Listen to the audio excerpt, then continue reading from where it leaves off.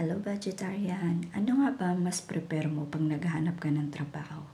Ito ba ay walk-in? O referral? Or posting? Or job search or GC? So kahit alin dyan guys, pag naghahanap ng trabaho, halos lahat talaga masusubukan mo.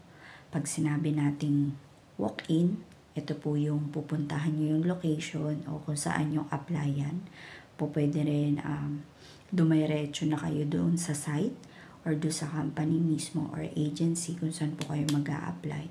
Sa posting naman guys, ito naman yung pupuntahan ninyo siya base doon sa recruiter or magsasabi sa inyo kung saan yung location. Then doon sa referral din guys, mas maganda din to kung may kakilala kayo na nagtatrabaho mismo doon sa kumpanya. At saka doon sa job fair na tinatawag. So, nakikita din yan sa mga website, job posting.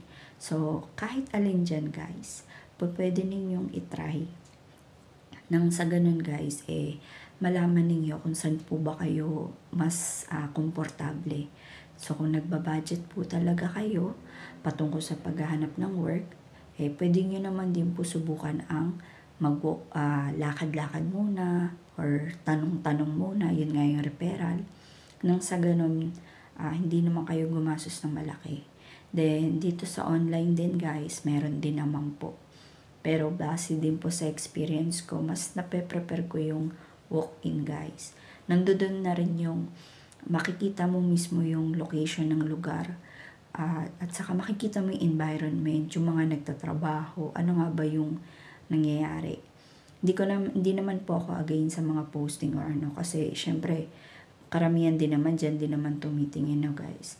Akin lang syempre para iwas din po pwede mo pagbala-balansehin yan.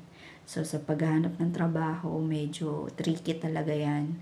Pero masasabi ko sa inyo, the more na naghahanap ka, the more na matututunan mo ano nga ba yung mas tamang company at kung saan ito. At minsan sa walk-in guys, 1 day process, 1 week lang, na-hire ka agad lalo na kung kumpleto ka na sa requirements. So, sana guys, makahanap ka po ng trabaho this holiday at this incoming January 2026. So, good day!